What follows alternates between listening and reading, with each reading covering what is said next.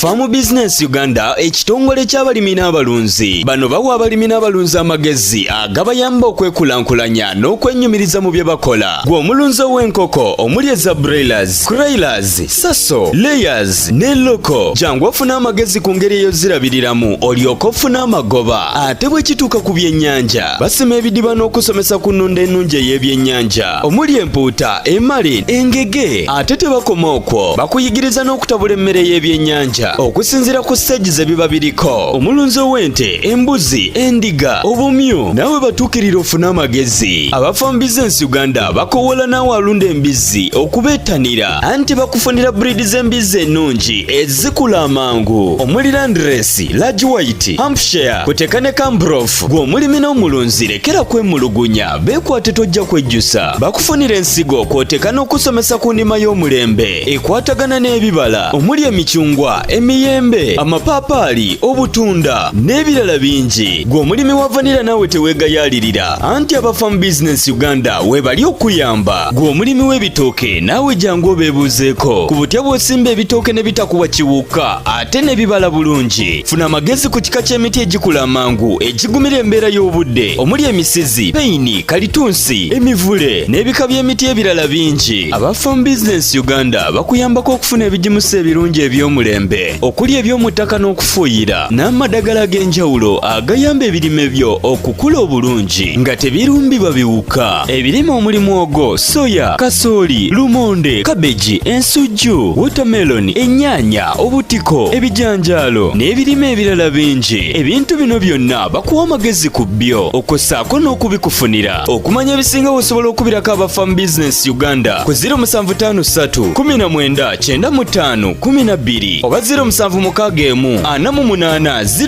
0004. Osobola n'obafunira ku WhatsApp ku 0752 83 84 89. Farm Business Uganda, farmer to farmer, mulimi ku mulimi.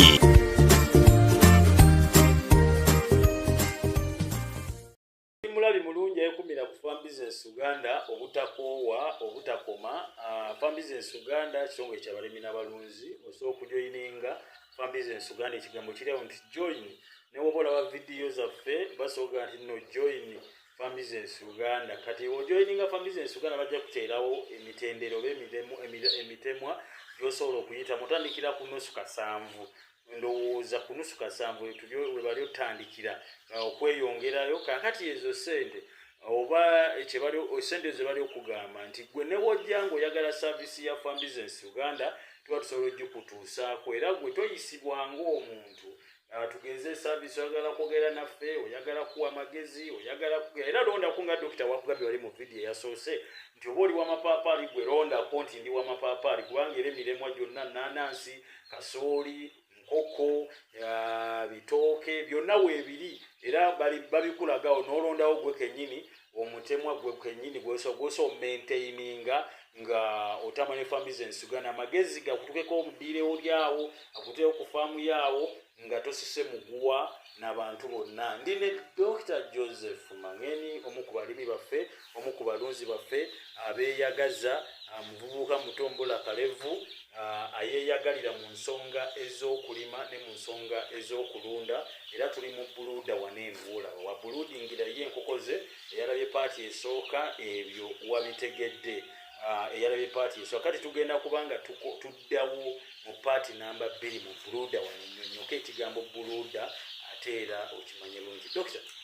omuntu ayagala kutegeera zino enkoko ze tulaba ziringa mu bungi. Enkoko eziri wano ziri mu 5-5. 5-5. Naye mulimu bona seze zirimu. Yes. Nawakunzi nga 5-7. 5-5. Baze nasasula. Okay. So bona saze zibaamu bwezikula wala nkulu. Okay. Naye mbala 5-5. Kakati njagala tutaasa omulimi ali oba omulunzi ali. Yes sir. Bwemba njagala kubanga nga ndi wano mu buluuda nina ekipimo ekirungi eky'emmere kye nina okubeera nga mpa enkoko zange. Kibuzo kirungi ekyo. Kakati omulunzi waffe n'atulaba. Mu buluuda oba wano bwe tuli stage y'enkoko zirimu ziri zirina okulya full time. Emmere n'amazzi birina okubaamu mu kisaawa. Tewali kupimako. Emmere n'amazzi birina okubaamu mu kisaawa. twagala zateiningi najateininga zikyanga twagala zigule twalesa enkoko kugula yes so kati ffe enkoko zaffe emmere eba erina okubaako full time kugamba twose ofuna enkoko zaffe kuba tulunda tulina target enkoko zaffe tuba twetaaga emyezi emeka emyezi ebiri enkoko zitubanga kiro bbiri kyetwagala era kyetukolerera so kati nakifuna nti ekyo aziri kulabirako nozirabirira obulungi ne vitamini ziriise bulungi ziwa embeera ezisobozesa okuba nga zikula bulungi okugeza akalutamu aba n'enkoko oyo osanga omulozi nga n'enkoko ng'oba bitaano naye nga taataddemu drink ez'amazzi ezo zijja zimala zinyweera omwo ate nga muno omwaffe alaba mulimu drink nnyingiko zirimu zisuka mu ttaano ziri mu kituufu tweka 8 kakati awo kyakujja kituufunamu enkoko zaffe ziba zirya eziriwa ezaagalira basobola okufuna kyetuyita uniform tegulo enkoko zigula zonna nga zenkana nti zirya nezinywa conveniently tetambula nti ate ndi wano ngende walinywa amazzi eziwanira amazzi ebiriiro abalooza bamazzi ze bakola ajja kuba n'enkoko agiwe nga buziriira zirina bufiida ntono zizino laba tulinamu fiida nyingi nazo kumpi zenkanankana na drinka ziringa mwenda wakkumi yes fiida eziba zirimu enkoko erya feeling nga terina competition ate ndikulya ate nezi naye neyagala kulya zirwane ya conveniently eyagala okuwumula newumula kugamba nolaba mumbeera zifuna akakuumiriza engeri zitalina maama waazo ze maama waazo azino zituukirawo mbeera esobola okukola ki zireezaawo obulungi osanga eyebasobola olaba nga ziwumudde eri awo kati ngeri ebitudde zo zitawaana erya nenywa naate osanga okadala nga batuddemu obufiida butono oli yeekwasa enkoko twazifuna n'enkoko tezenkana namu ennene nyingi n'obutono bungi soka yoteekamu bimala tubagamba ku kya supesi babagamba enkoko tezirina kuba na supesi enkoko zeetaaga supesi okula obulungi addala eno ensobe esinga kukolebwa balunzi ba buweera osanga enkoko bazinyiza abantu bamungi netambula mbu esalawo enkoko yeetaaga supesi nebanga yeyagala bulungi kikuyamba okuba supesi mala kikuyambako okumala ekyengaletayo okukutabo nebubanga buli drayi ekisooka ekyokubiri mu kyo kikuyambako okukoza obutawaanawaana ndwadde nga zikosidiosi n'ebirwadde ebirala ebiyinza okuviirako enkoko zaffe okubanga zirikula bulungi enkoko bwerwala ne kulotereeti yayo wasitiri tobadde ekulira ekola kibamu omuntu omulwadde nakulanga oba tetalyanga oyandikuzeeki banyo enkoko zo ziteekerewo embeera ezisobozesa okubaawo nga zirya full time sigendala abantu gye bakola ajja kuba nenkoko naye nga talina emergency source of so bituse amasanyalaze gakolubuka tofuba nyo obeere nga wakina obanga buddeko olina ebitaala byosobola okuteekeza ono omwange onomukozesa sola so niwemba siriwo amashuwa enkoko bulungi oba zirya full time kyakolera era kyenjagala kinsanyusa era okugamba talina busobozi bubulaki sola obanyo wakiri obeere ng'olina emergency source of light enkoko zibeere nga ziraba zirye ate zirye bulungi oli ku Farm Business Uganda ekitongole ky'abalimi n'abalunzi njagala kutegeeza nti no joininga Farm Business Uganda ku YouTube eyasubscribinga joininga bujoininzi ate n'abasubscribinga nawe subscribinga ojoininga Farm Business Uganda akagambo kali awo tera okubagamba nti no bantu bangi abazze ne bafuna amagezi omuntu ng'amagezi wandibadde ogenda gasasulira nze sebo dokita abantu bangi buli lunaku bajja gyendi nga bagamba bannaye badde sibalabanga kandi imagine ebbanga lyetumaze ng'olese ebya radio ba TV naye ebbanga lyetumaze ku mutimbagano ng'omuntu agamba badde sibalabangako naye nga musanyufu awedde emirimu so nawe woba osubscribinze n'oyongerayo channel nti bantu bangi bagenda okujja afuna amagezi gano agatali ga ssente ag'obwereere nga gwe omulabi waffe owa Farm Business Uganda nkusaba tisubscribinga likinga sharinga linki otegeeze abantu bonna ku nsonga ya Farm Business Uganda. Dokita, kigenda twala bbanga ki omuntu okuva mu buluda tugeze ebuluda zaawukana tugeze omuntu ali mu buleira ali mu kweira leeya oba ki so omuntu oyo ayagala tegeerwa buluda zaawukana Mu Buruda kakati enkoko mu Buruda emala zino zimalamu wiiki mukaaga. Okay. Naye kati mu zijja kuba kumala wiiki mukaaga. Yes. Tuna abantu gy'obbalaga. Wali eri wabanga omuntu otukubedde genda ku vidiyo ziri eri enkadde olabe enkoko zino we zevaanwa we tuziteeka oba we ziteekebwa olabewo nti wano tugenda zijjawo nga za wiikisi meka wiikisi bbiri wiikisi bbiri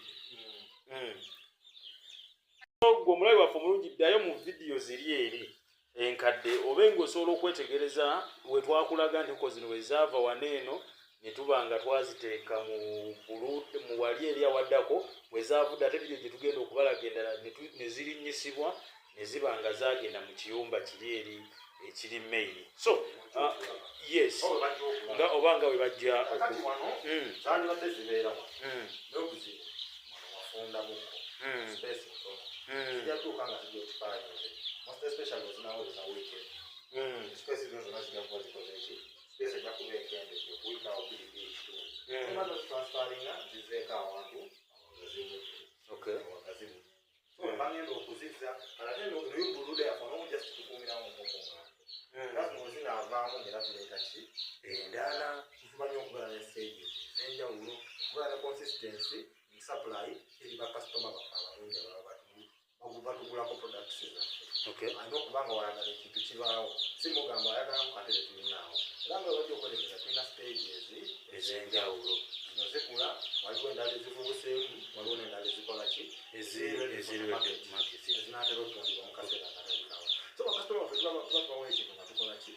consistent ayinza okugamba naye ngaoyo ayogera mu kiringa ekinene ekyo kirabanga kinene mwana tunedda osotandika n'ekitono kyokola ki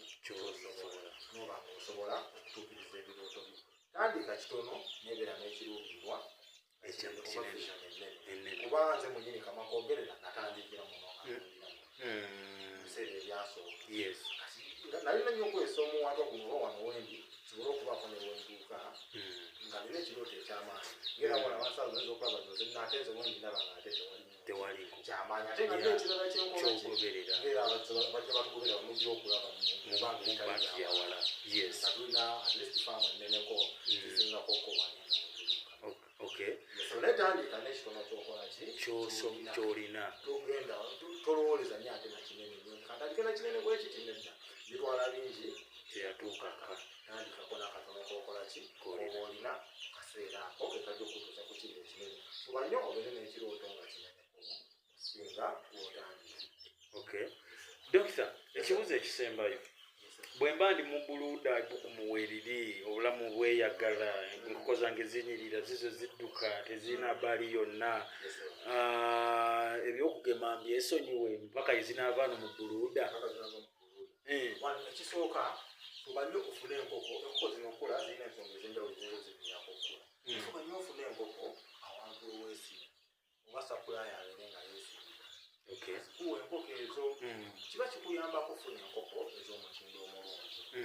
kwatagana ne farm business Uganda ofuna enkoko ennungi kiba kituyambako okusoosingira enkoko ennungi enkoko zigema kati nga zino ezaffe zigema ku lunaku olusookera actually ku lunaku olusooka baba bazigemye bazigema Newcastle Kasai B bazigema Gumbolo bazigema ne Males vaccine kati zinamu zigema ziwezezza wiiki gema ki nga ziwezezza wiiki bamena zigema Newcastle plus IB mukama wange so kati zinaagweweza ate wiiki eyokubiri ate Males nemuzigeme Gumbolo bangeeyo nga wendikulagiridde bigemeeyo kaki akatalekeka koolina ku muntu ateekateeka ng'atya okubuludinga enkoko eri abatya n'atya obuludinga nga agamba farm business Uganda njagala za mwezi nzeze okubuludinga sibikola ki sibisobola kalowoozo ki k'omuwa oba oyo omuntu oyo omuwa amagezi ki omuntu yonna aliyo ng'atya buludinga ekisooka tulina oteeka mu bwongo bundi bwogula enkoko nga ya mwezi kimanye nti gwoligigulako anaakasente kakulyako nakyafunako ate naawe ogenda kubaako nekyokola ki kyofuna kati fuba nnyo ogezeeko okendeeza emiwaatwa egitwala ki sente zogifulumya sente nyingi obeere ng'osigaza kireme obeera nga akendo akapima butto oba okamanyi oba omulabi waffe akamanyi yes kaba kanene waggulu kafulumiza wabansi watono kayingiza kingi nekafulumya kito okay fuba nnyo obeere ng'okendeeza ku miwaatwa oba eyinza otwala teri kintu kizibu ekikulu kyakwekiririzaamu mindset tuusa endowooza yaffe teri kizibu bayita okugamba ogenda kuvuga motoka obanga wali tonagivuga okulaba nga kizibu okuvuga motoka ennene kasita okkiririzaamu nti kino nkola ki kitegeeza oba ogenda kukola ki kizibuomaleko nakyo ekikulu kyakwekiririzaamu ate tandika enkoko zinene ebbugumu ng'amanda mu nsuwa yaffe olunaku tuyinza teeka mirundi ng'emeka amanda galina kisinzira stage enkoko gye ziba ziriko kubeera nezaffe waliwo olumu tuba tuzijjana nga tuziza awalala era tuyinza omala netukola ki tuteekamu omuliro onateekamu omuliro ebbanga ki mu wiiki esooka fubanye omuliro gumiremu buli ssaawa oba zo zeetaaga ekkumu kisinza n'environment woli naye wiiki esooka fubanye gumiremu omuliro buli ssaawa jesi guteekemu ng'ogumaintaininga tolina ziteekeramu ng'ate mungi nnyo teekamu ng'ogumaintaininga bwenteekamu kati guyinza otwala paka kubanga bweni oguddako nyinza oguteekamu netumala so omuliro kuba nnyo gubeeremu naye teweerabira owefulumira kikulu amanda ge tukozesa olumu gabamu ebiti gaba gavamu omukongo so gufulumirawa singa oba tewateekawo omuka wakolaki okufulumira okoze zinyizo ziira nezimaliza nga zikoze eki olw'ekiuka ekyekibi olw'ebbugumu liba likola nnyo oziwe ozisobola okufunira ekigendo tuyambako oba netusobozesa okutambulira mu mulimu omunene naye okubanga osigala ofuna amagezi ag'enjawulo ennyo wange jesi tuba nakadde katono nnyo akanyonyaamu so tutuukirira ku mikutu gyaffe fambizinesi uganda gaba bakola byeridde tusobole okuba nga tusigala nga tuwuliziganya tusobole okuba nga tubayigiriza konaffe engeri ey'enjawulo Dr. Joseph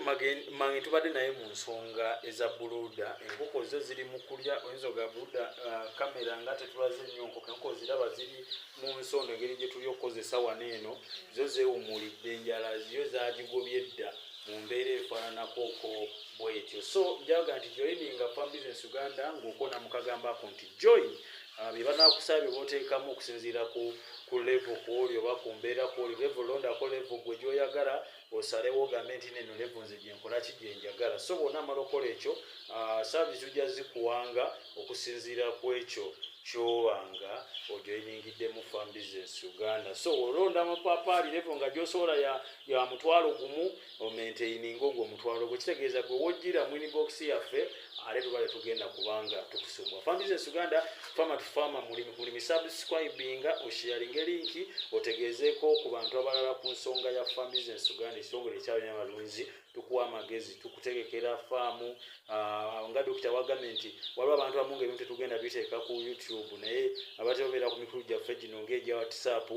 ndoza mutera okubanga mubiraba so waliwo ebintu tagenda kubanga tuteekawo ku lw'ensonga efaananako bwetyo joininga Farm Business Uganda ogabane ku mpeereza yaabwe ennungi oba ku mpeereza yaffe ennungi farmer to farmer mulimi kulunzi katugende ate ku vidiyo endala olyoka olaba enkozi ze twakulaga luli eri ate wezenkano ojja kutya ojja tegeera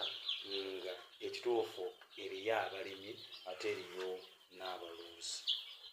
Farm Business Uganda ekitongole ky'abalimi n'abalunzi bano bawa abalimi n'abalunzi amagezi agabayamba okwekulankulanya n'okwennyumiriza mu bye bakola gwe omulunzi w'enkoko omuli eza broilers, croilers, saso, layers ne loko jangu ofuna amagezi ku ngeri eyo zirabiriramu olyoka ofuna amagoba ate bwe kituuka ku byennyanja basima ebidiba n'okusomesa ku nnunda ennungi ey'ebyennyanja omuli empuuta, emali, engege ate tebakoma okwo bakuyigiriza n'okutabula emmere y'ebyennyanja okusinziira ku stage ze biba biriko omulunzi w'ente, embuzi, endiga, obumyu nawe batuukirira ofuna amagezi aba Farm Business Uganda bakowola naawe alunda embizzi okubeetanira anti bakufunira breed z'embizzi ennungi ezikula amangu omuli Landrace, Large White, Hampshire kuteka ne Cambrough gwe omulimi n'omulunzi lekera kwemulugunya beekwate tojja kwejjusa bakufunira ensigo kwoteka n'okusomesa ku nnima y'omulembe ekwatagana n'ebibala omuli emikyungwa emicungwa, emiyembe, amapaapaali, obutunda n'ebirala bingi. Gwe omulimi wa vanilla naawe teweegayaalirira anti aba Farm Business Uganda webali okuyamba. Gwe omulimi w'ebitooke naawe jangu obeebuuzeeko ku butya bw'osimba ebitooke ne bitakuwa kiwuka ate ne bibala bulungi. Funa amagezi ku kika ky'emiti egikula amangu egigumira embeera y'obudde omuli emisizi, peyini, kalitunsi, emivule n'ebika by'emiti ebirala bingi. Aba Farm Business Uganda bakuyambako okufuna ebigimusa ebirungi eby'omulembe okuli eby'omu ttaka n'okufuuyira n'amadagala ag'enjawulo agayamba ebirime byo okukula obulungi nga tebirumbibwa biwuka. Ebirime omuli muwogo, soya, kasooli, lumonde, kabeji, ensujju, watermelon, ennyaanya, obutiko, ebijanjaalo n'ebirime ebirala bingi. Ebintu bino byonna bakuwa amagezi ku byo okossaako n'okubikufunira. Okumanya ebisinga osobola okubirako aba Farm Business Uganda ku 0753 19 95 12 oba 0761 48 0004. Osobola n'obafunira ku WhatsApp ku 0752 83 84